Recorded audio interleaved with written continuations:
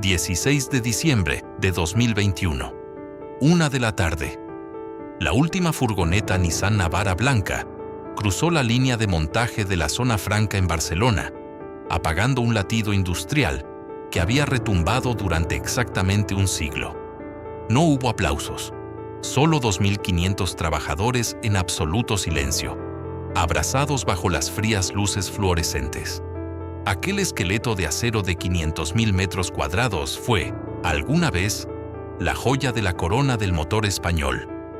El epicentro donde nacieron los primeros Ford del país, donde los míticos tractores Ebro motorizaron los campos de una nación hambrienta y donde se llegaron a escupir 200.000 vehículos al año. Hoy, las prensas hidráulicas están congeladas. El eco de los robots de soldadura ha sido reemplazado por el silbido del viento, colándose entre techos oxidados. De miles de empleos directos a cero. ¿Cómo colapsa un titán de 100 años? No fue la falta de ingenio, ni la pereza obrera. Aquellos muros sobrevivieron a una guerra civil fratricida y a una dictadura asfixiante, pero no pudieron sobrevivir a una hoja de cálculo, firmada a 10.000 kilómetros de distancia. Para entender cómo muere un gigante industrial, primero hay que observar cómo respira cuando es concebido. Y en la década de 1920, la península ibérica no respiraba, jadeaba. Mientras las chimeneas de Detroit, Manchester y el Ruhr alemán escupían el humo negro y denso de la Segunda Revolución Industrial, España seguía anclada en un semifeudalismo de tracción animal. Era un país de mulas, caminos de tierra, alpargatas y una aristocracia terrateniente que miraba el reloj con absoluto desdén. Pero al otro lado del Atlántico, un hombre obsesionado con la estandarización universal miraba un mapa de Europa con un compás en la mano. Henry Ford no veía naciones, ni ricas herencias culturales, veía nudos logísticos y cuotas de mercado por conquistar. Gran Bretaña ya tenía su planta de montaje en Trafford Park. Francia tenía la suya en Burdeos. Faltaba el flanco sur. El 25 de mayo de 1920, con un capital inicial de 500.000 pesetas, nacía legalmente en un modesto almacén de la zona franca de Cádiz, la Ford Motor Company, SAE. Cádiz, sin embargo, demostró ser un error de cálculo geográfico. Era un magnífico puerto de entrada para los pesados cajones de madera de pino que llegaban por vía marítima desde Michigan, cargados con las piezas del mítico Ford T. Pero carecía del sustrato vital, el ecosistema. No había talleres auxiliares, no había matriceros cualificados y, sobre todo, no existía una burguesía comercial con el apetito suficiente para absorber la producción.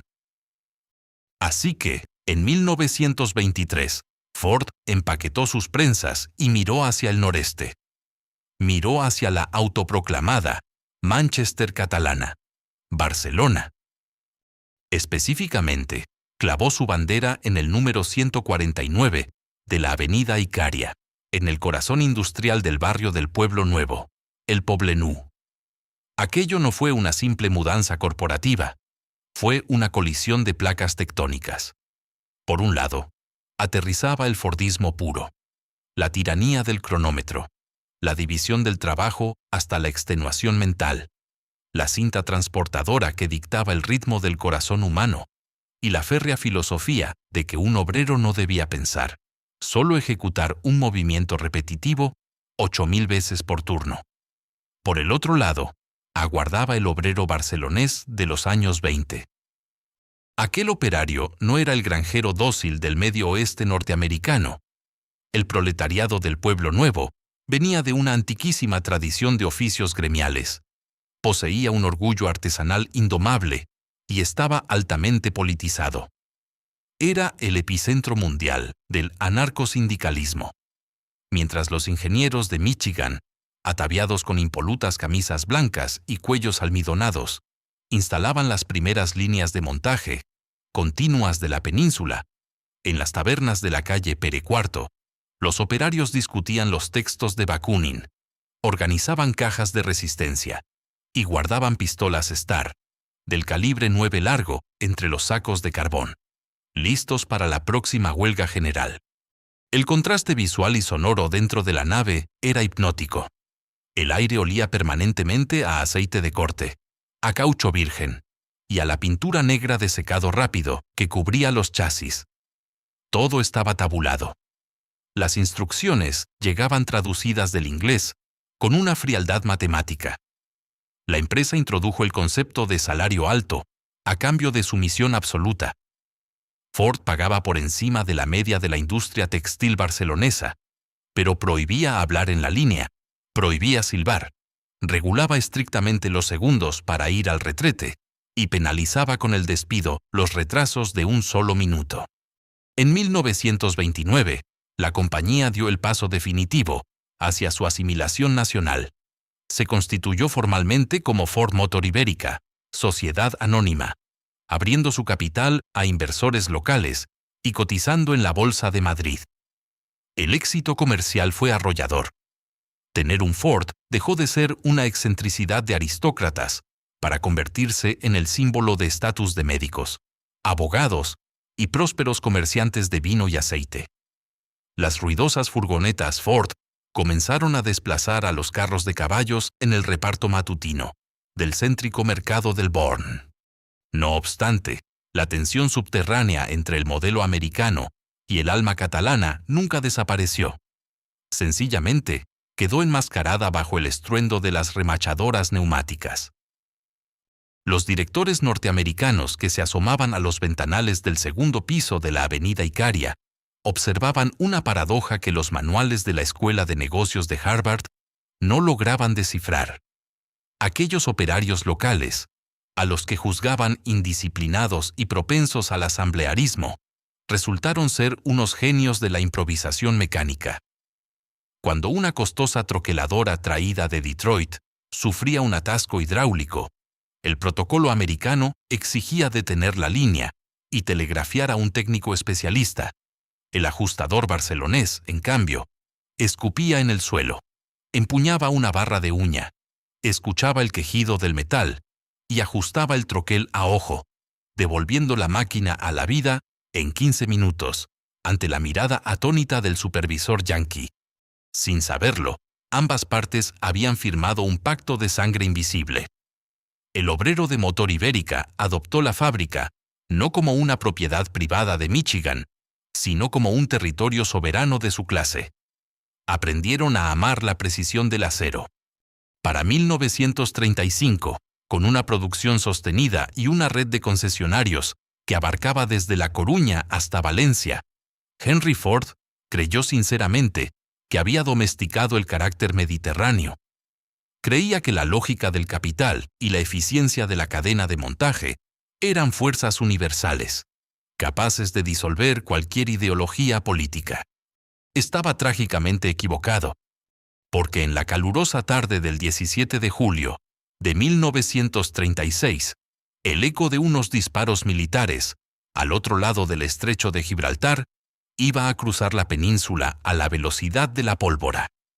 En cuestión de horas, los cronómetros de la avenida Icària iban a ser aplastados contra el suelo de cemento. Los directivos americanos correrían a refugiarse al consulado de la Plaza de Cataluña, y los hombres de mono azul dejarían de apretar tuercas para los sedanes de lujo de la burguesía. Las herramientas iban a cambiar de dueño. El 19 de julio de 1936, el ruido de los motores de combustión en la avenida Icària fue silenciado por el repiqueteo seco de las ametralladoras Hotchkiss.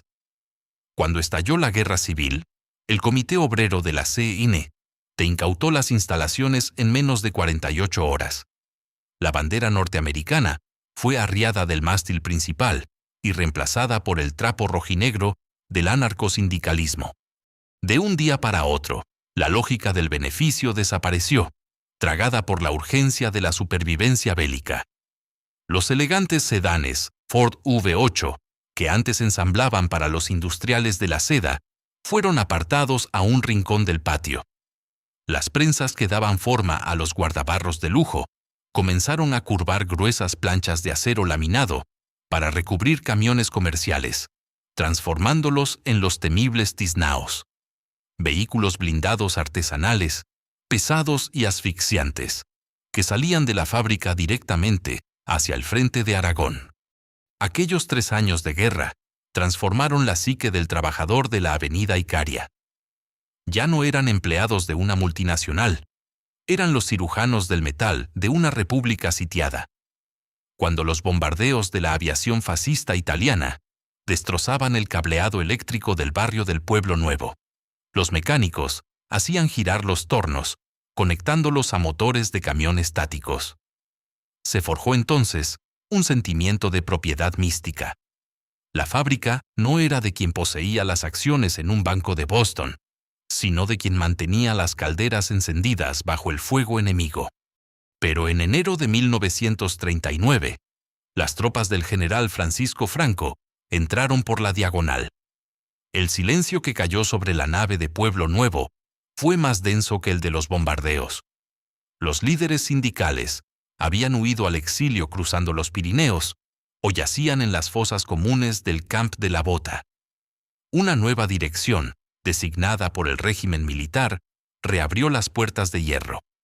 Lo que los operarios supervivientes encontraron al regresar a sus puestos fue un paisaje de desolación económica. La autarquía. Obsesionada con un nacionalismo de autoabastecimiento extremo y aislada internacionalmente, por su connivencia con las potencias del eje, la dictadura franquista cerró las fronteras del país a cal y canto. El cordón umbilical que unía Barcelona con Detroit quedó tajantemente seccionado. El gobierno de Estados Unidos impuso embargos. Ya no llegarían más buques cargados de cigüeñales de acero templado, ni carburadores de precisión, ni neumáticos de caucho virgen. La orden de la dictadura para Ford Motor Ibérica fue tan simple como cruel: producir sin importar el cómo. Comenzó así la era del milagro de la escasez, una etapa de heroísmo industrial que la historia oficial rara vez reconoce. Sin materia prima, los ingenieros catalanes se vieron obligados a practicar una forma de alquimia desesperada. Los operarios salían con camiones a peinar los cementerios de chatarra de la guerra. Fundían en los hornos viejos cañones inutilizados, bloques de motor de tanques soviéticos, T-26 destrozados, y vallas de hierro forjado de las fincas abandonadas para conseguir el metal necesario con el que fundir nuevas piezas. Como no había gasolina civil, los técnicos de la avenida Icaria perfeccionaron la instalación del gasógeno, un grotesco artefacto de ebullición pegado a la parte trasera de los camiones que quemaba carbón vegetal, cáscaras de almendra o madera de pino para generar un gas pobre que, a duras penas, lograba mover los pistones. Ver un camión Ford de los años 30 tosiendo humo gris por las cuestas de Montjuic, propulsado por cáscaras de fruto seco, era la metáfora visual de un país que se negaba a morir de inanición. Mientras tanto, a 6.000 millas de allí, en las mullidas oficinas de la sede central en Dearborn, Michigan, la junta directiva de Ford miraba los balances de su filial española con una mezcla de repugnancia y fatiga. Para la familia Ford, España se había convertido en un agujero negro financiero. Las draconianas leyes de control de divisas del franquismo impedían que la filial repatriara un solo dólar de beneficio a la matriz. Además, el Instituto Nacional de Industria, INI, el brazo ejecutor del intervencionismo estatal, presionaba asfixiantemente a los directivos norteamericanos, exigiéndoles que cedieran la mayoría accionarial a manos españolas si querían obtener licencias de importación de maquinaria. A principios de la década de 1950, Henry Ford II, nieto del fundador, tomó una regla de cálculo y trazó una línea roja sobre el mapa de Europa. El Plan Marshall estaba regando de millones a la Ford de Colonia en Alemania y a la de Dagenham en Inglaterra, dotándolas de tecnología puntera. España, excluida de las ayudas americanas, era un lastre de tracción analógica. La decisión de Michigan fue gélida: desacoplarse. Ford dejó de enviar planos actualizados, dejó de responder a las peticiones de asistencia de los ingenieros de Barcelona. Lentamente, la corporación madre empezó a dejar morir de hambre tecnológica a su criatura mediterránea. Hacia 1953, la tensión en la sala de juntas de la Avenida Icaria alcanzó su punto crítico. Los directores españoles y los representantes de los trabajadores miraron las líneas de montaje medio vacías. Las máquinas estaban viejas, los troqueles desgastados tras 15 años de remiendos, y las reservas de piezas originales eran inexistentes. Tenían dos opciones: o liquidar la sociedad y enviar a 1.500 familias al abismo del paro, en una Barcelona donde la tarjeta de racionamiento aún dictaba quién comía carne y quién no, o cometer el mayor acto de herejía corporativa imaginable. Tenían que amputar el nombre de Henry Ford de la fachada. Tenían que robarle el fuego a los americanos y dárselo a un dios puramente ibérico. A mediados de la década de 1950, la ruptura definitiva con Detroit era un hecho consumado. Sin el amparo tecnológico ni el respaldo financiero de los estadounidenses, los directivos de la fábrica de la Avenida Icaria se asomaban al abismo. Pero en lugar de liquidar la empresa, optaron por un audaz ejercicio de supervivencia industrial y orgullo nacional. En 1954, la compañía fue reestructurada, abriendo su capital y siendo rebautizada oficialmente como Motor Ibérica, Sociedad Anónima. Había que borrar de la memoria colectiva cualquier vestigio del óvalo azul de Ford. Necesitaban un nombre nuevo, uno que resonara con la geografía dura, terca y resistente de la península. Eligieron el río más caudaloso de España. Nacía así la mítica marca Ebro. Con los viejos planos británicos de los camiones Ford Thames y los tractores Fordson, que aún conservaban en los archivos, los ingenieros españoles comenzaron a rediseñar y fabricar bajo la nueva insignia. El primer gran éxito fue el camión Ebro B35. Era un vehículo tosco, espartano y prácticamente indestructible, diseñado de manera específica para soportar la brutalidad de los caminos de tierra y las carreteras secundarias, llenas de socavones, que conformaban la red viaria española de la posguerra.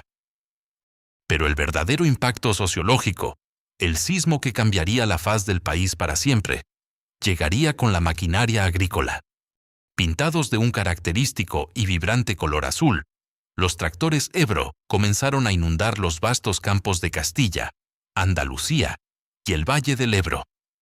Aquellas ruidosas máquinas de 4 ruedas y tubos de escape humeantes hicieron más por la modernización de España que cualquier decreto gubernamental de la época.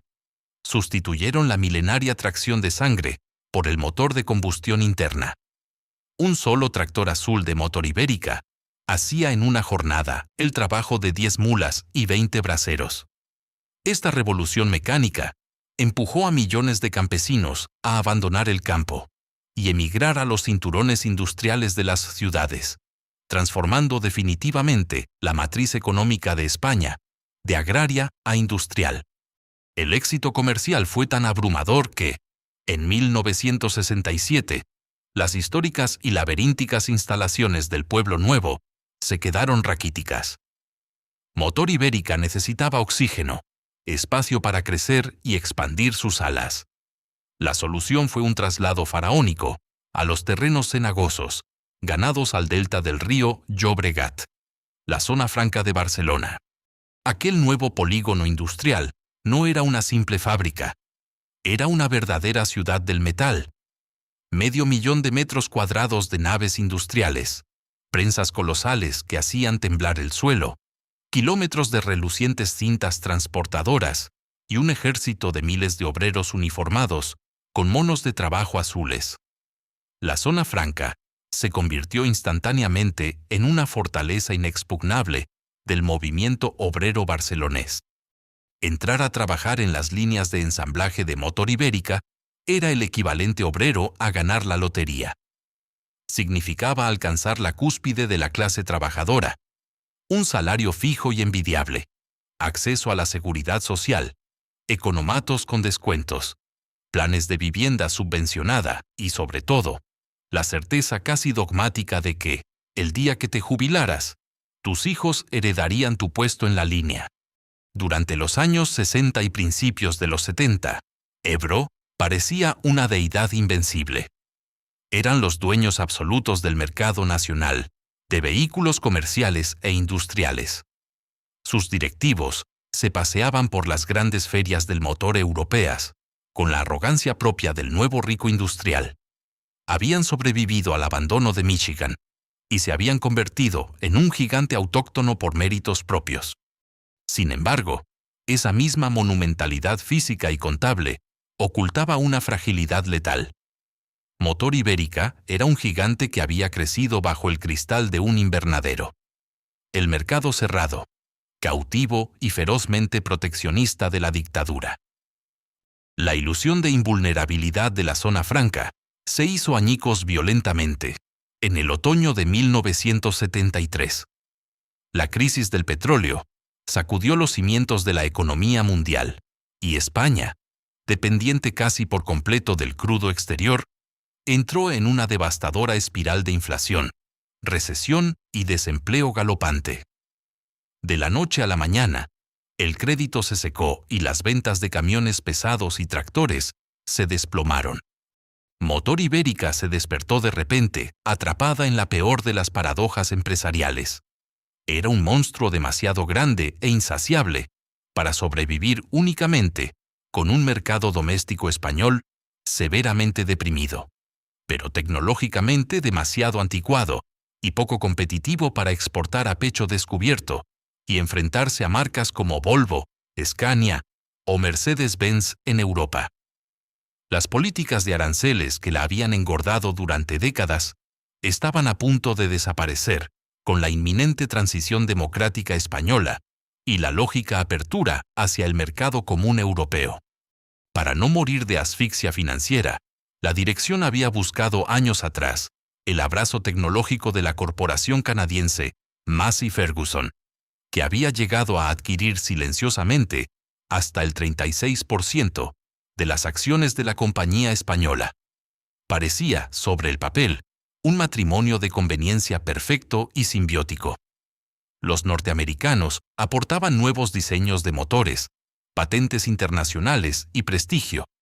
Los catalanes, a cambio, ofrecían una mano de obra altamente cualificada, pero más barata que la europea, junto con el monopolio casi absoluto del mercado ibérico. Durante un tiempo, esta inyección de sangre extranjera mantuvo las cadenas de montaje de la zona franca latiendo con fuerza, permitiendo a Motor Ibérica diversificar su producción hacia furgonetas comerciales más ligeras y vehículos todoterreno. El rugido de la fábrica seguía enmascarando los problemas estructurales. Pero el capitalismo financiero global no entiende de lealtades locales, ni de legados históricos, ni de las lágrimas derramadas en la fundación de una empresa. A finales de la década de 1970, la matriz canadiense de Massey Ferguson entró repentinamente en una profunda y agónica crisis financiera a nivel mundial.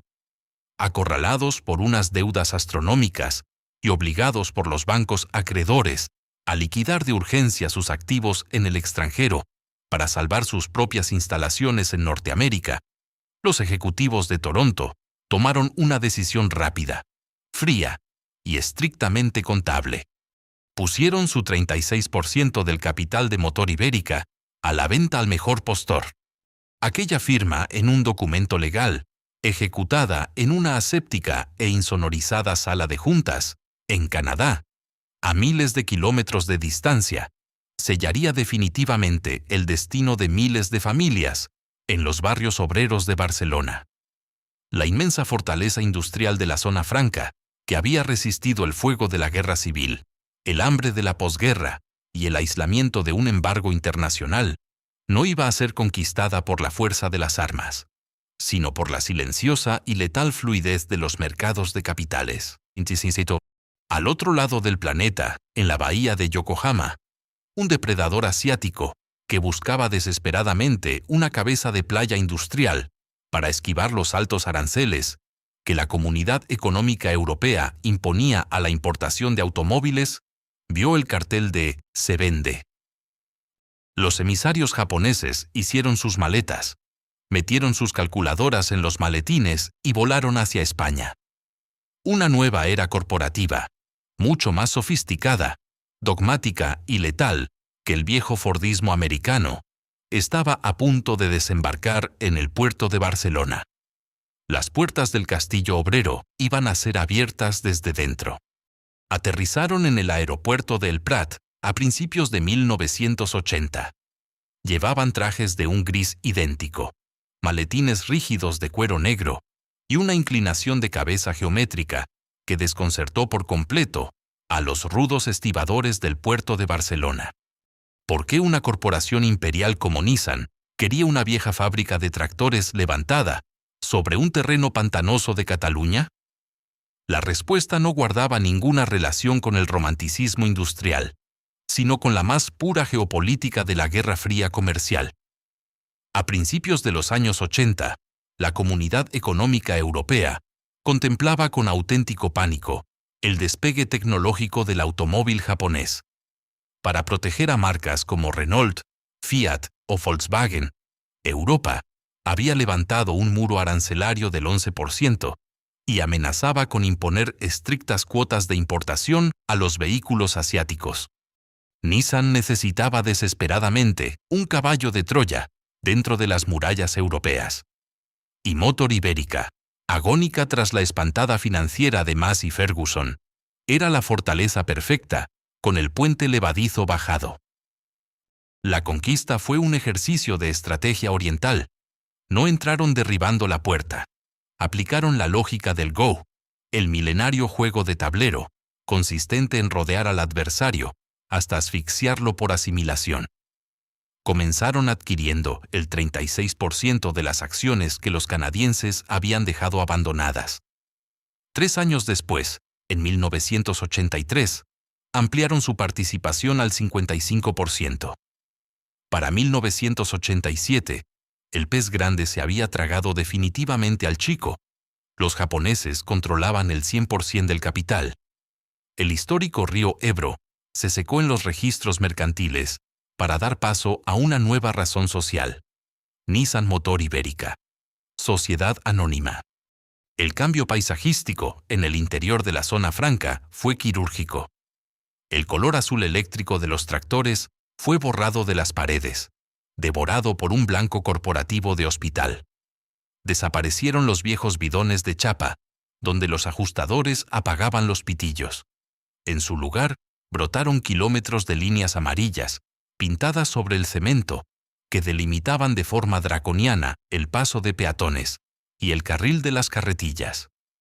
Llegó el Kanban, el sistema de producción, justo a tiempo, que dinamitaba los inmensos y caóticos almacenes de repuestos para obligar a que cada tornillo llegara a la mano del operario exactamente 60 segundos antes de ser fijado en el chasis.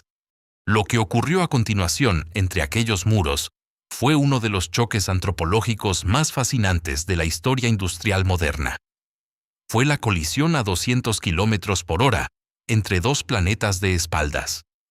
Por un lado, el misticismo corporativo de Yokohama. Los ingenieros japoneses trajeron el Kaizen, la mejora continua, el concepto sagrado del Gemba, el respeto absoluto por el lugar físico donde se crea el valor, y la devoción casi religiosa hacia la empresa, como una extensión de la familia biológica. En sus primeros meses, la nueva dirección intentó introducir uniformes de trabajo sin bolsillos, para evitar que los operarios metieran las manos dentro en actitud ociosa, y sugirió, con exquisita cortesía oriental, la posibilidad de que la plantilla realizara 5 minutos de flexiones y estiramientos colectivos antes de que sonara la sirena del turno. Al otro lado de la mesa, el obrero de la zona franca casi se atraganta con el bocadillo de panceta. Aquel trabajador barcelonés venía de la cultura del asamblearismo de bocina, del carajillo de coñac a las 6 de la mañana para entrar en calor, del tuteo áspero al encargado y de la huelga salvaje como herramienta de apertura de cualquier negociación. Para el veterano sindicalista catalán, el director de la fábrica no era un padre al que honrar, sino el adversario natural de su clase. Cuando un traductor japonés intentó explicarle a un enlace sindical de comisiones obreras que la fábrica era su casa, el operario respondió señalando el reloj de fichar. Mi casa está en un 5º piso del Hospitalet. Esto es un matadero de horas, y me las pagáis a 40 pesetas. Los conflictos laborales de la primera mitad de los 80 fueron titánicos.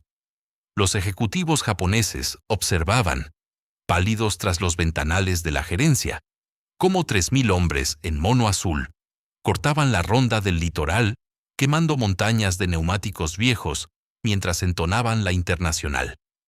En la mentalidad japonesa, una huelga era una deshonra moral para la comunidad. Para el metalúrgico de Barcelona, era un martes por la mañana. Sin embargo, la sangre no llegó al Mediterráneo por una única y terca razón. Ambas facciones, en el fondo de su código genético, amaban el metal bien ejecutado. En 1983, de aquella fricción tectónica, nació el vehículo que selló la paz, el Nissan Patrol. Aquel todoterreno cuadrado, rudo, de faros redondos y un motor diésel de 6 cilindros que sonaba como un pesquero de bajura, no fue simplemente montado en Barcelona, fue bautizado por la mano de obra local. El operario catalán entendió el Patrol. Era el hijo espiritual del camión Ebro. Pronto, el Nissan Patrol fabricado en la Zona Franca se convirtió en un icono sociológico español. Lo compró la Guardia Civil para patrullar las fronteras. Lo compraron los ingenieros de montes, los terratenientes extremeños y los locos que bajaban a correr el Rally París-Dakar. Barcelona demostró a Tokio que sus manos encallecidas podían fabricar un 4x4 con los mismos estándares de micrometría que salían de la planta de Shonan. Para 1988, la Zona Franca era un hervidero de prosperidad. Los nuevos robots de soldadura japoneses ejecutaban una danza de chispas naranjas que dejaba hipnotizados a los aprendices. Los salarios se dispararon. Los convenios colectivos se convirtieron en Biblias de derechos laborales y los aparcamientos de la fábrica se llenaron de coches nuevos, comprados por los propios trabajadores. Pero en medio de aquella borrachera de productividad, nadie en el comité de empresa se detuvo a leer la letra pequeña del pacto fáustico que acababan de firmar. Para asegurar su presente, la Zona Franca había entregado su cerebro. Bajo el emblema de Motor Ibérica, cuando el mercado nacional sufría un resfriado, los ingenieros de la avenida Icaria bajaban al taller, dibujaban un nuevo apero, modificaban un chasis o inventaban un motor estático para buscar una salida comercial propia. Ahora, el departamento de I+D de Barcelona quedó desmantelado, reducido a una mera oficina técnica, encargada de traducir planos y homologar normativas europeas. La concepción del producto, la propiedad intelectual de las patentes, la estrategia de precios y lo más terrorífico, la potestad soberana de decidir qué se fabricaba y cuándo se cerraba una línea, cruzó 10.000 kilómetros hacia el este. El lóbulo frontal del monstruo se había mudado a un rascacielos del barrio de Ginza, en Tokio. Barcelona se había quedado únicamente con los bíceps. Y en la despiadada biología del capital transnacional, el músculo siempre es sacrificable, en el instante exacto en que el cerebro decide cambiar de dieta. Hacia mediados de la década de 1990, la Zona Franca ya no era una simple fábrica. Era un principado industrial soberano. Si los años 80 habían sido la era de la difícil digestión y el aprendizaje del método japonés, el periodo comprendido entre 1995 y 2007 fue, sencillamente, la mayor exhibición de músculo productivo que jamás había contemplado la cuenca del Mediterráneo. Fueron los años dorados, el apogeo absoluto. El motor de aquella euforia tenía un nombre grabado en cromo sobre el portón trasero: Nissan Terrano 2. Aquel vehículo, diseñado de manera específica para el gusto del conductor europeo, transformó a Barcelona en la envidia de toda la corporación. El Terrano 2 lo inundó todo.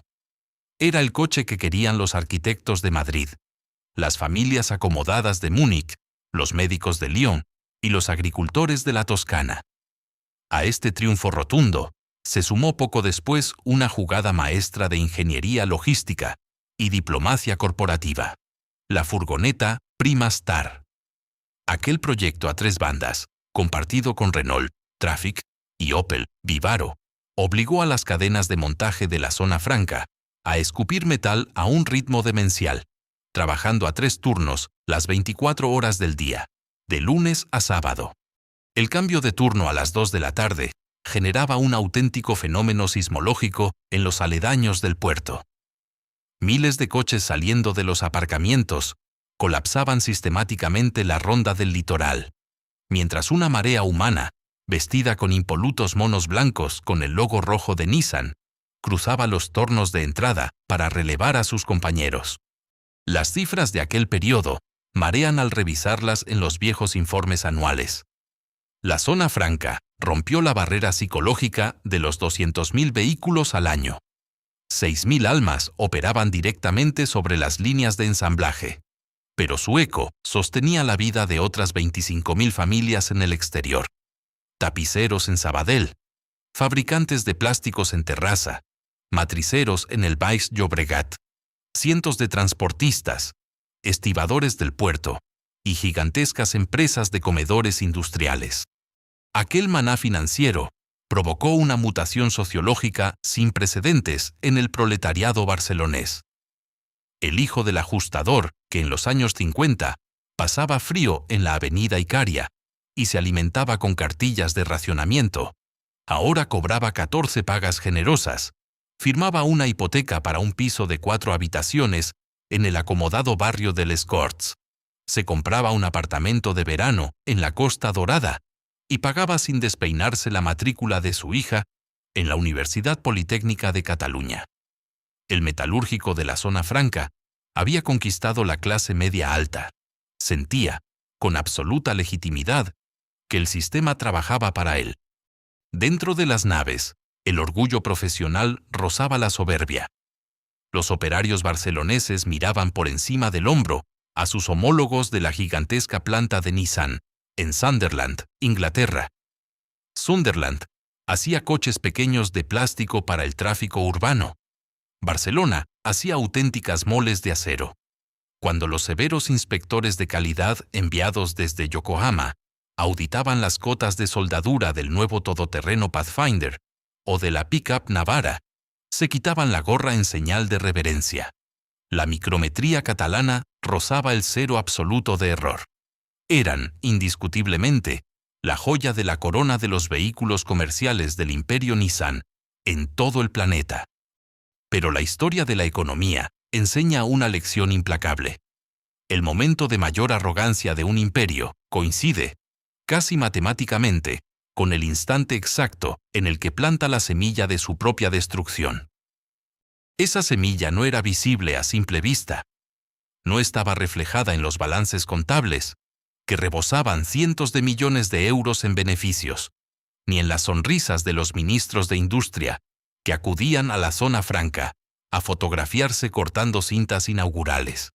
Estaba escondida bajo el capó. Era un tumor silencioso, negro y grasiento, el monocultivo del diésel.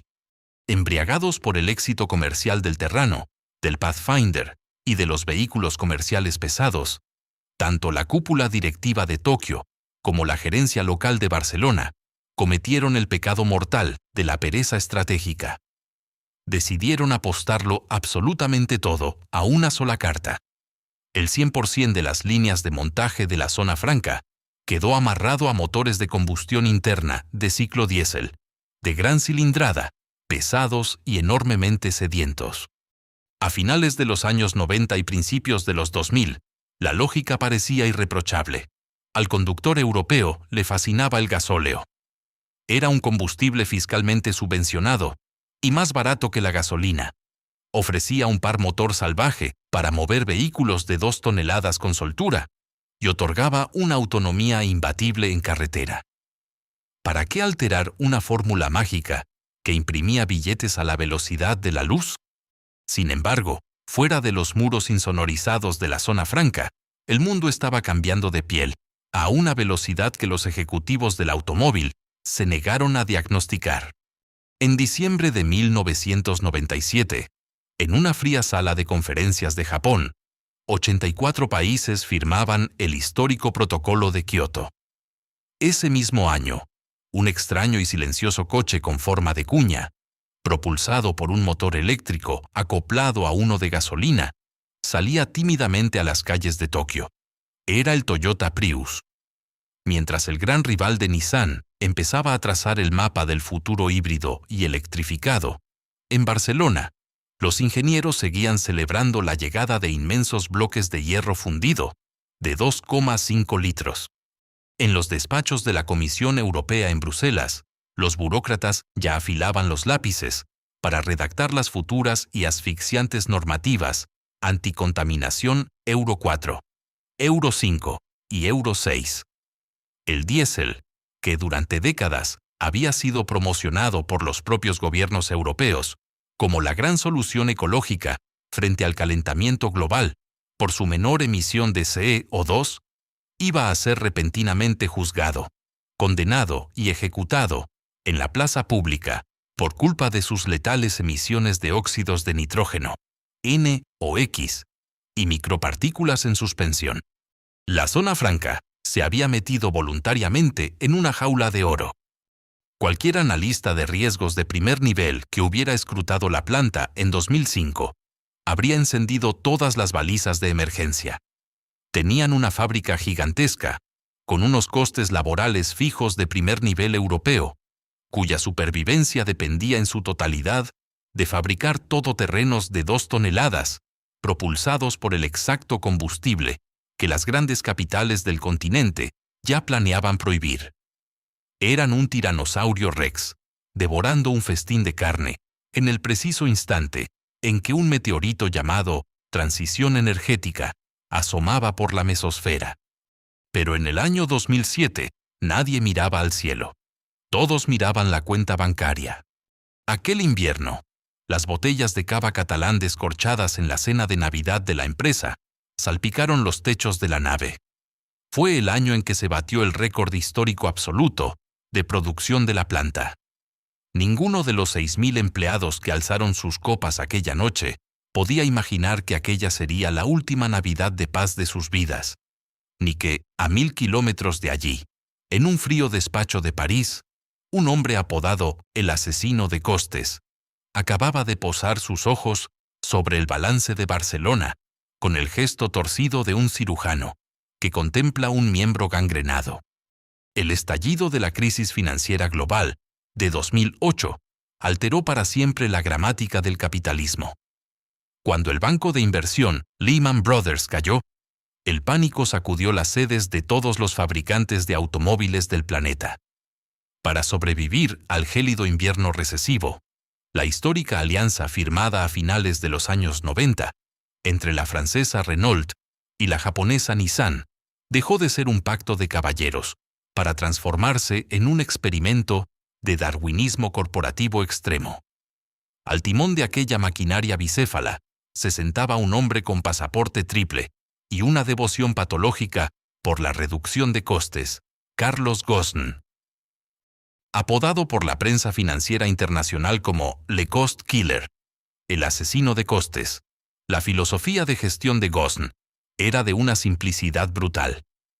Las fábricas de un mismo grupo industrial no debían cooperar entre sí. Debían competir a muerte por la supervivencia. Bajo este nuevo dogma teológico de la eficiencia, la zona franca perdió definitivamente su estatus de hija predilecta de Yokohama. De repente, Barcelona se vio arrojada a la arena de un coliseo interno, donde tenía que pelear como un gladiador contra las inmensas plantas de Renault en Francia, contra la factoría de Nissan en Sunderland, Reino Unido, y contra las nuevas y competitivas líneas de montaje que la alianza estaba levantando en Tánger, Marruecos. El mecanismo de extorsión diseñado por los despachos de París y Tokio era de una frialdad matemática.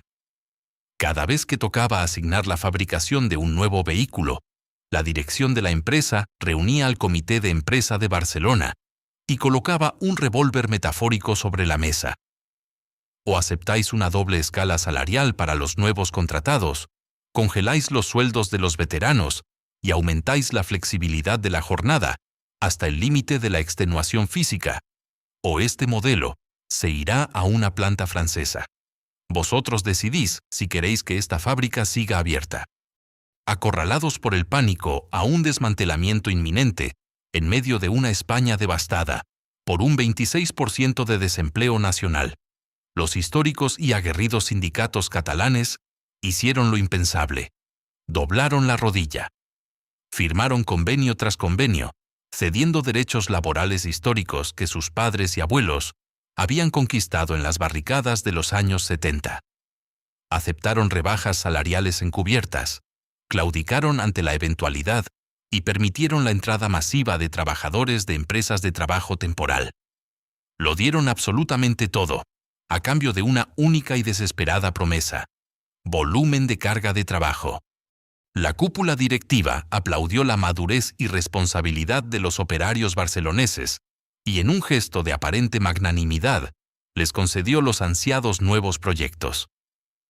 La planta barcelonesa, que había nacido sabiendo diseñar camiones pesados y adaptar robustos todoterrenos a la compleja orografía ibérica, fue tratada por los planificadores de la Alianza como una impresora genérica a la que se le podía introducir cualquier cartucho de tinta. Pero lo que descendió por las rampas de descarga de la zona franca no fueron salvavidas industriales, fueron yunques de plomo diseñados, por negligencia o ignorancia del mercado, para hundir a la factoría en lo más profundo del Mediterráneo. El primer regalo envenenado llegó a las líneas de montaje en 2014 y se llamó Nissan Pulsar. Obsesionada con destronar al todopoderoso Volkswagen Golf en el peleadísimo segmento de los vehículos compactos europeos, la alianza decidió encargar la fabricación de este turismo de 5 puertas a la factoría de Barcelona. Era un contrasentido industrial absoluto. Meter un coche medio, de márgenes comerciales estrechísimos y concepción de tráfico urbano, en una planta de pura herencia metalúrgica pesada, optimizada durante décadas, para ensamblar chasis de largueros y travesaños, obligó a gastar decenas de millones de euros en readaptar los robots de soldadura. El resultado comercial fue catastrófico. El Pulsar nació sin alma, con un diseño genérico que no despertaba ninguna pasión, y llegó tarde a un mercado que ya empezaba a darle la espalda a las berlinas tradicionales para abrazar de forma masiva la fiebre de los SUV. El consumidor europeo lo ignoró por completo. Apenas 4 años después de su ruidoso lanzamiento, las líneas del Pulsar se detuvieron silenciosamente. Nadie acudió a su funeral. Sin embargo, el verdadero monumento a la arrogancia corporativa, el colosal error de cálculo, que terminó de fracturar la columna vertebral de la zona franca, aterrizó en 2017 fruto de un romance fugaz entre la alianza Renault-Nissan y el gigante alemán Daimler, la Mercedes-Benz Clase X. Sobre el papel de una presentación de diapositivas, la idea sonaba a genialidad financiera. Coger el esqueleto mecánico, la transmisión y el chasis de la exitosa pick-up Nissan Navara, que ya se fabricaba en Barcelona, vestirla con una carrocería de diseño sobrio, colocarle la imponente estrella plateada de Mercedes en la parrilla delantera y venderla al público a precio de vehículo de auténtico lujo.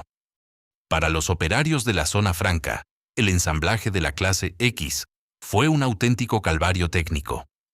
Tuvieron que aprender a convivir con 2 estándares de tolerancia geométrica completamente opuestos en la misma cinta transportadora.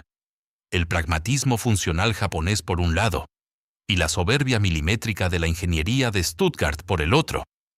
Las estrictas auditorías de calidad alemanas paralizaban la cadena de producción entera por una desviación de 1 milímetro en el encaje de un plástico o por el tono de un cromado. Cuando el vehículo salió finalmente a la venta, a un precio de salida cercano a los 50.000 euros, el mercado dictó una sentencia de muerte instantánea. El cliente tradicional de Mercedes se sentó en la cabina, tocó los plásticos inferiores de la consola central y reconoció de inmediato el tacto de una furgoneta Nissan de trabajo camuflada. El profesional del campo, por su parte, jamás pagaría 50.000 euros para cargar sacos de abono llenos de barro. La clase X fue un fracaso de proporciones históricas para la marca alemana.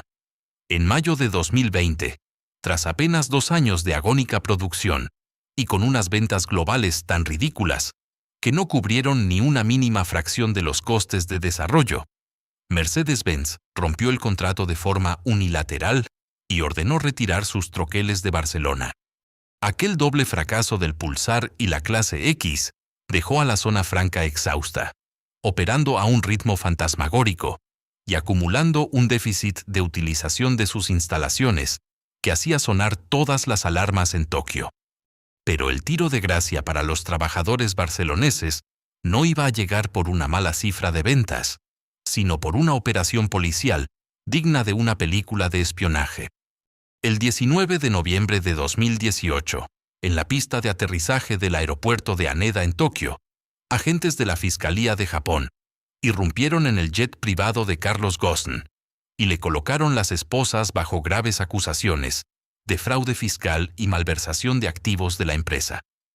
En cuestión de horas, la todopoderosa alianza Renault-Nissan saltó por los aires, sumergiéndose en una cruenta, paranoica y despiadada guerra civil entre los ejecutivos nacionalistas japoneses de Yokohama, que sentían que Renault los canibalizaba financieramente, y el Estado francés, máximo accionista de la marca del rombo. Cuando los generales de dos imperios entran en una guerra de trincheras, los primeros destacamentos en ser bombardeados son los puestos fronterizos. Con Ghosn encerrado en una celda de aislamiento en Tokio y la corporación desangrándose en los parqués bursátiles, los nuevos comandantes de Nissan iniciaron una purga mundial para demostrar a los fondos de inversión que tenían el coraje de tomar decisiones drásticas. Al desplegar el mapa de sus operaciones en Europa, sus fríos ojos de contable se detuvieron exactamente sobre Barcelona. Veían una factoría gigantesca, con unos costes fijos de primer nivel occidental, con capacidad instalada para ensamblar 200.000 coches al año, pero que a duras penas lograba escupir 60.000. Veían una plantilla de veteranos a la que ya no se le podía exprimir ni una sola gota más de sudor, ni recortar un céntimo más de sus salarios.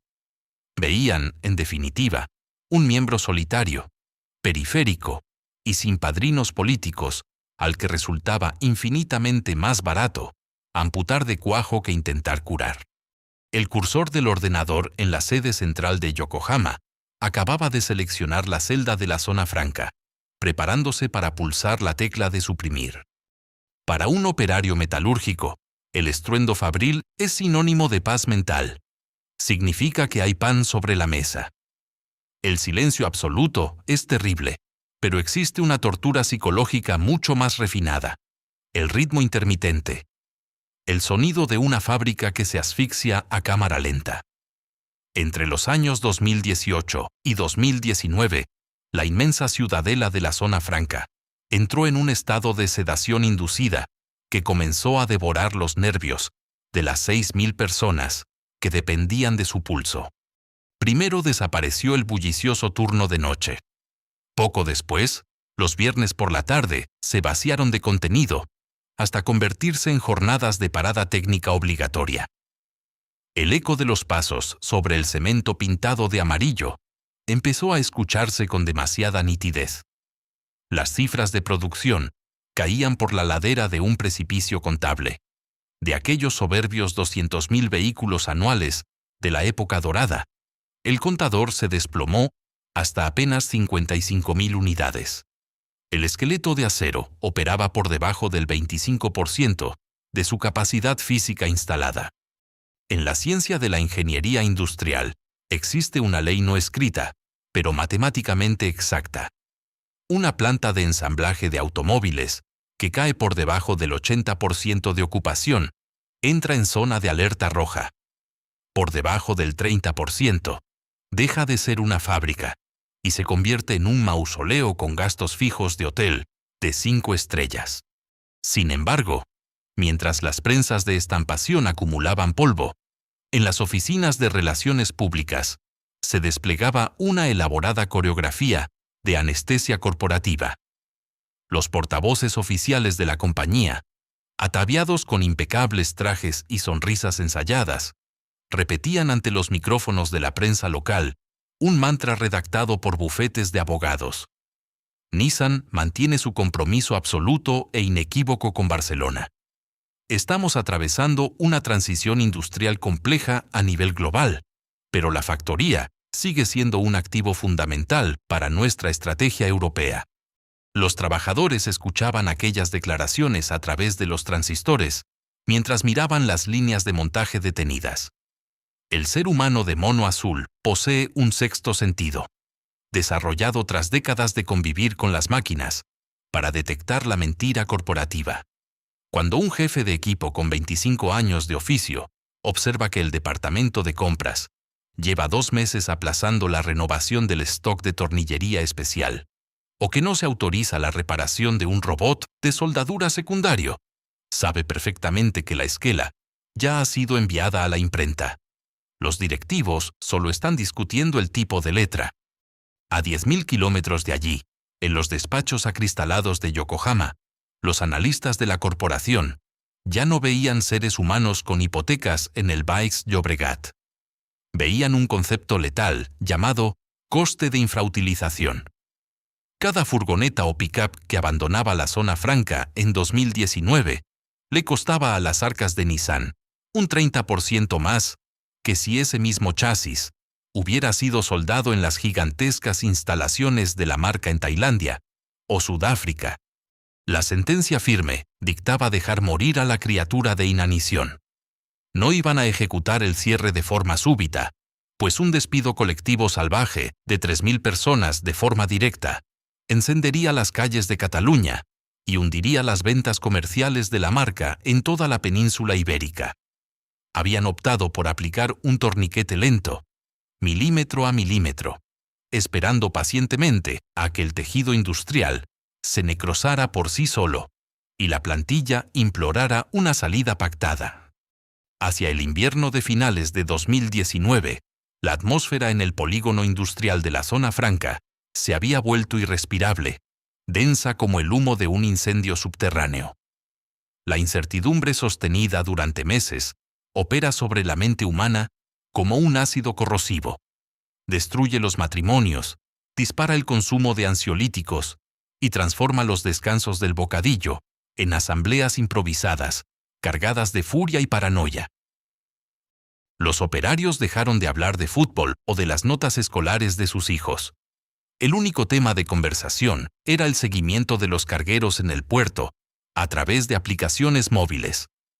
Si un buque con bandera panameña atracaba en el muelle de la Nissan sin los contenedores habituales de cajas de cambio importadas desde Japón, el rumor corría por las 3 naves en menos de 10 minutos, provocando taquicardias colectivas. Ante la asfixia deliberada, el histórico gen anarcosindicalista y combativo del Pueblo Nuevo, que aún dormía en el código genético de aquellos hombres y mujeres, decidió despertar de su largo letargo. En enero de 2020, los monos blancos corporativos volvieron a mancharse de negro. Los comités de empresa organizaron las primeras concentraciones preventivas ante las puertas del número 149 de la calle 3. Regresó el paisaje visual y sonoro de los años 80. Bidones metálicos ardiendo para combatir el relente de la madrugada barcelonesa, el ensordecedor y rítmico estruendo de las bocinas de aire comprimido, y pancartas escritas a mano con pintura roja que lanzaban una advertencia desesperada a la ciudadanía. Si cae Nissan, cae Barcelona. Los trabajadores más veteranos acudían a las asambleas de fábrica, acompañados de sus hijos, muchos de ellos operarios de empresas auxiliares de logística, conscientes de que lo que se estaba librando sobre aquel asfalto agrietado no era la defensa de un puesto de trabajo individual, sino la supervivencia de toda una estirpe obrera. Los directivos locales, parapetados tras los cordones de seguridad privada, miraban el calendario con auténtica angustia. Sabían que la Asamblea Obrera estaba cogiendo temperatura de fusión y que, de un momento a otro, la olla a presión reventaría en forma de una huelga indefinida que paralizaría el suministro de piezas para otras plantas europeas de la Alianza. Necesitaban un milagro logístico, una distracción de escala planetaria, un acto de Dios que les permitiera bajar la persiana de la nave sin tener que sostenerle la mirada a 3.000 padres de familia enfurecidos.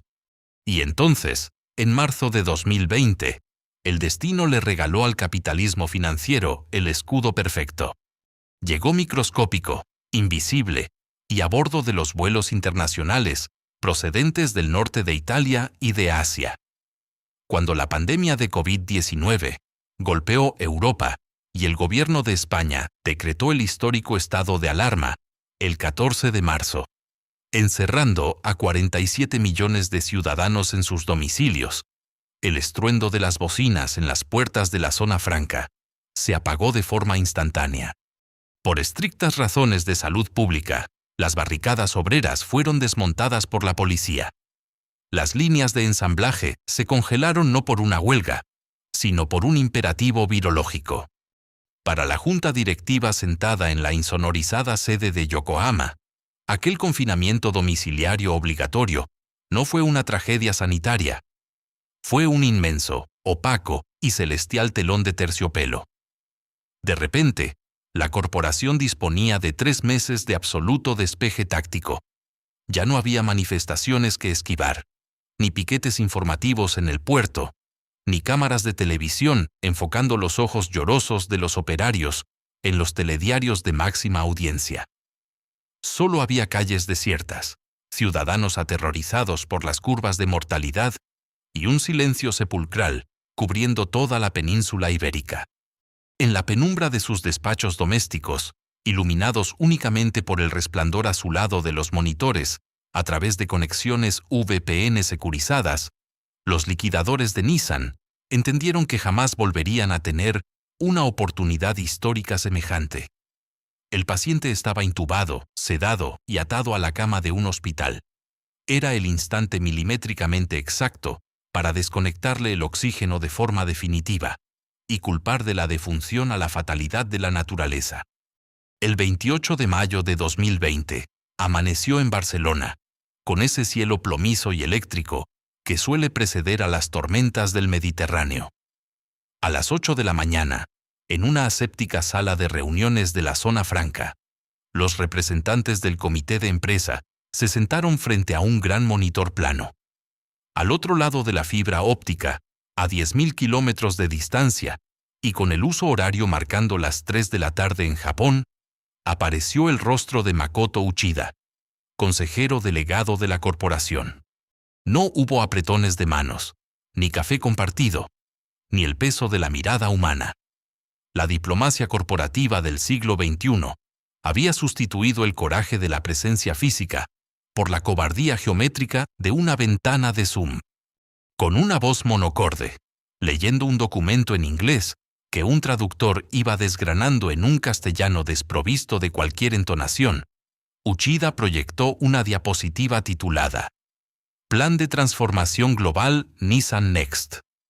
En la página 14 del documento, bajo el epígrafe de Racionalización de activos fijos en Europa, aparecía una sola línea de texto, junto a un pequeño aspa roja. Cierre de la planta de Barcelona. La sentencia firmada en Yokohama incluía el desmantelamiento de las 3 instalaciones del clúster catalán, la inmensa matriz de la zona franca, la planta de estampación de Montcada y Reixac y el centro de suspensiones de Sant Andreu de la Barca. 3.000 empleos directos y más de 20.000 indirectos borrables de un plumazo. Cuando la pantalla se fundió a negro, en la sala barcelonesa no se escuchó un solo grito. Hubo unos segundos de parálisis, el silencio helado del que acaba de escuchar el parte de defunción de un familiar que llevaba meses en la UCI. Pero esa parálisis duró exactamente lo que tardó un enlace sindical en teclear un mensaje de WhatsApp a los compañeros que aguardaban de pie en el exterior de la nave. «Nos matan». Lo que ocurrió a las 8:10 de la mañana en el exterior del polígono no fue una protesta, fue una deflagración. La sirena de la fábrica, aquella que durante 100 años había dictado la hora del bocadillo y el final del turno, comenzó a aullar de forma continua, lúgubre, como una alarma antiaérea. Cientos de operarios que se encontraban en sus domicilios afectados por los expedientes de regulación temporal violaron las restricciones de movilidad de la pandemia y condujeron enloquecidos hacia la calle 3. Regresó el fuego. Los trabajadores arrastraron palés de madera de pino, viejos neumáticos de camión, bidones de lubricante y chatarra acumulada en los patios para levantar una barricada monumental frente a la puerta principal. Le prendieron fuego. Una inmensa y densa columna de humo negro y aceitoso se elevó verticalmente hacia el cielo de Barcelona, tan alta y oscura que resultaba perfectamente visible desde las almenas del castillo de Montjuïc y desde la cubierta de los ferries que amarraban en el puerto. Aquel humo no era una táctica de presión para arañar un 2% más en el convenio. Era una pira funeraria. Era el proletariado barcelonés quemando sus propias naves ante la evidencia de que el invasor había decidido abandonar el fuerte, dejándolos encerrados dentro. La guerra que desató aquella pira duró 890 días. El metalúrgico catalán demostró a la cúpula directiva que, si bien podían arrebatarle el sustento, no iban a arrebatarle la dignidad a coste cero. Bajo el lema «Nissan no se cierra», las camisetas amarillas de los huelguistas se convirtieron en el uniforme oficial del conflicto laboral más duro que había vivido España en el siglo XXI. Los operarios bloquearon las salidas del puerto de Barcelona, impidiendo que la naviera de la empresa embarcara las últimas pickups terminadas con destino a los mercados del norte de Europa. Marcharon en manifestación por la avenida Diagonal hasta rodear el consulado del Japón. Hicieron sonar miles de bocinas frente al Parlamento de Cataluña y acamparon a las puertas del Ministerio de Industria en Madrid. El paisaje humano de aquellas acampadas de verano en el asfalto de la zona franca destilaba una melancolía que partía el alma. Allí se juntaban 3 generaciones. El abuelo de 80 años, jubilado de la vieja motor ibérica de los tractores azules, sentado en una silla de playa plegable mientras le sostenía el termo de café helado a su nieto de 22, aprendiz de mecatrónica en la misma línea de montaje, que ahora yacía paralizada por los piquetes. El anciano miraba las naves cerradas y repetía, señalando el asfalto con su bastón: «Aquí dentro me dejé yo el menisco en el 68, para que tú pudieras ir al instituto. No les dejes las llaves». Pero el otoño de 2020 trajo consigo el baño de realidad de la geopolítica europea. Los sindicatos exigían la nacionalización de la factoría, pero los tratados de la Unión Europea prohibían de forma tajante que los estados inyectaran dinero público para sostener el exceso de capacidad productiva de una empresa privada. El gobierno de España no podía obligar a un fabricante japonés a seguir produciendo vehículos que no quería vender. La corporación, fría y metódica, activó entonces su segunda palanca, el desgaste por asfixia económica. Retiraron la orden de cierre inmediato y propusieron aplazar la defunción definitiva de la planta hasta el 31 de diciembre de 2021. A cambio de esa prórroga de 18 meses, ponían sobre la mesa un cheque de 600 millones de euros destinados exclusivamente a financiar prejubilaciones y despidos indemnizados. Llegó así el momento más desolador en la vida de un comité de empresa, la asamblea de ratificación del acuerdo. Ocurrió en el aparcamiento de la fábrica, bajo un sol mortecino de noviembre. Los líderes sindicales, con las voces completamente rotas por la afonía de los megáfonos y las noches sin dormir, se subieron al capó de una furgoneta para dirigirse a una marea de 2.500 rostros cansados. Tuvieron que pronunciar las palabras prohibidas: Tuvieron que explicarles a sus compañeros que la batalla por mantener el metal caliente se había perdido de forma irreversible, pero que habían logrado arrancar a la multinacional el plan de bajas incentivadas más caro de la historia industrial del país. 60 días por año, trabajados sin tope de mensualidades y prejubilaciones aseguradas para todo aquel que hubiera cumplido los 50 años. Nos compran el pasado porque no nos quieren dar el futuro, gritó un operario desde la tercera fila. Cuando el secretario del comité pidió alzar la mano a aquellos que aceptaban firmar el acta de rendición a cambio de las indemnizaciones, un bosque de brazos se elevó lentamente hacia el cielo de la zona franca. Fue un gesto pesado, carente de alegría, ejecutado con la vergüenza íntima del que acepta un trato fáustico. En aquel milésimo de segundo, cada uno de aquellos 2.500 trabajadores comprendió una verdad aterradora. Acababan de firmar el fin de su estirpe. El dinero del despido pagaría la hipoteca durante unos años, pero sus hijos jamás cruzarían aquellos tornos. El 16 de diciembre de 2021, a las 13 horas, cuando la última furgoneta blanca abandonó la nave y las luces se apagaron por última vez, un veterano ajustador se acercó al mástil de la entrada. Desató la drisa, bajó lentamente la bandera con el logotipo rojo de Nissan, la dobló en un cuadrado perfecto y se la metió en el bolsillo de atrás del mono. No miró atrás. Detrás de él solo quedaba un gigantesco caparazón de hierro vacío, un monumento de 500.000 metros cuadrados, dedicado al triunfo de la rentabilidad financiera sobre el sudor humano. Si hoy uno camina por el perímetro de la calle 3 de la zona franca, lo primero que asalta los sentidos es la silenciosa botánica del abandono. Donde antes el asfalto vibraba bajo el peso de miles de neumáticos, de caucho virgen y camiones de gran tonelaje, ahora los dientes de león y las malas hierbas quiebran el cemento buscando la luz del sol. El inmenso aparcamiento, concebido en los años 60 como una cuadrícula perfecta para almacenar flotas enteras de furgonetas blancas, listas para ser despachadas al mundo, se ha convertido en una explanada barrida por el salitre del mar, habitada únicamente por gaviotas y el eco sordo de los vehículos que pasan de largo por la autovía hacia el puerto. El colosal esqueleto metálico de Motor Ibérica sigue en pie, pero ha perdido su biografía.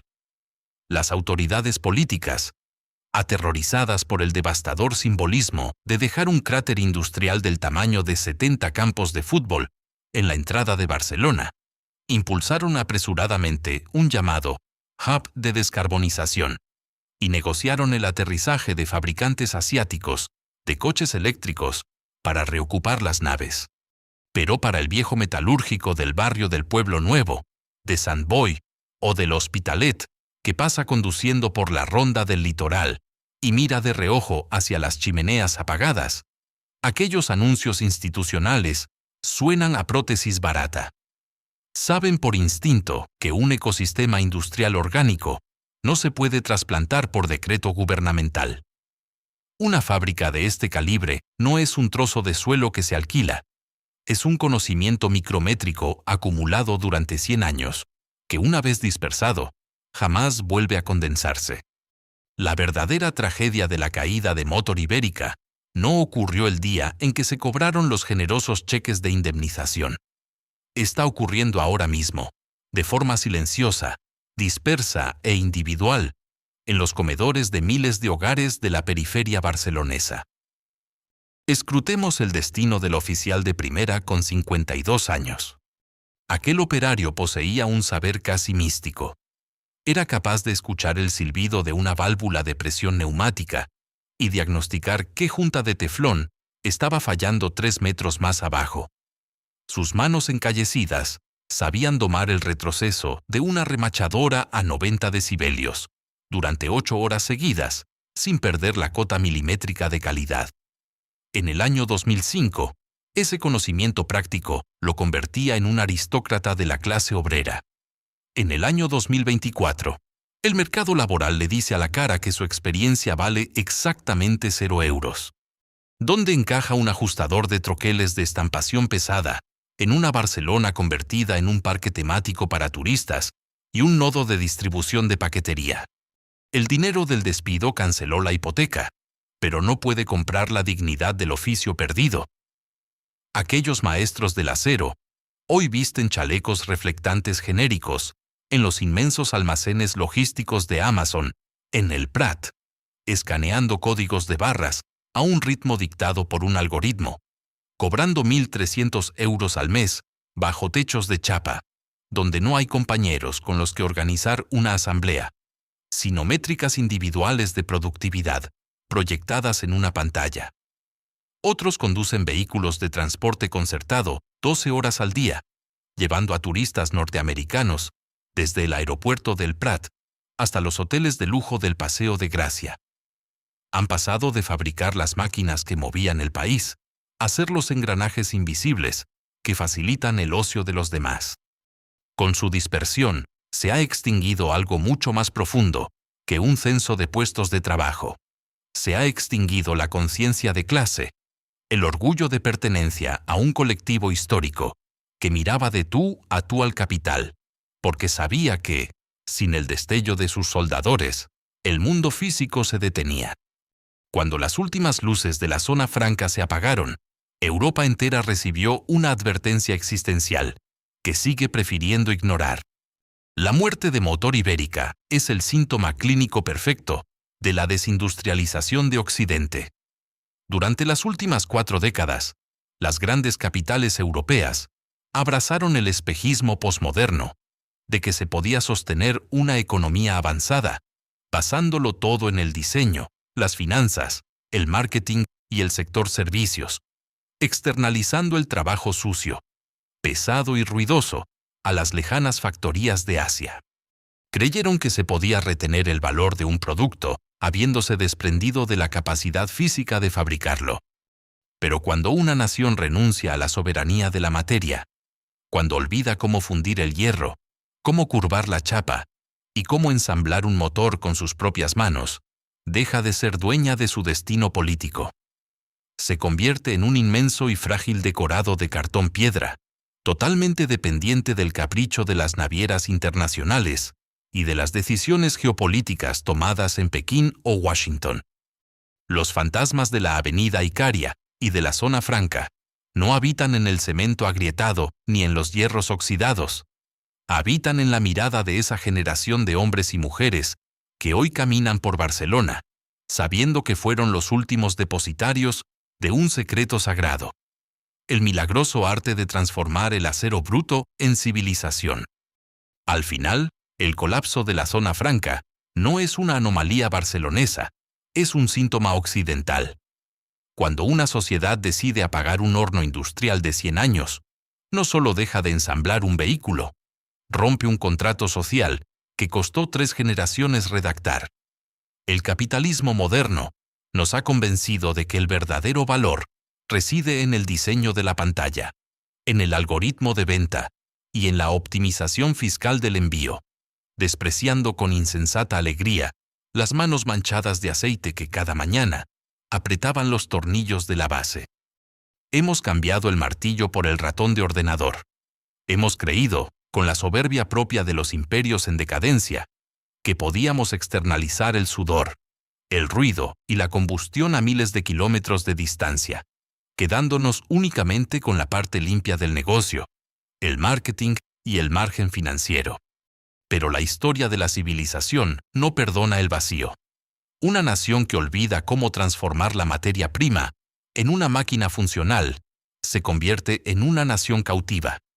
Se transforma en un hermoso y frágil decorado de cartón piedra, donde todo se consume, pero nada se engendra.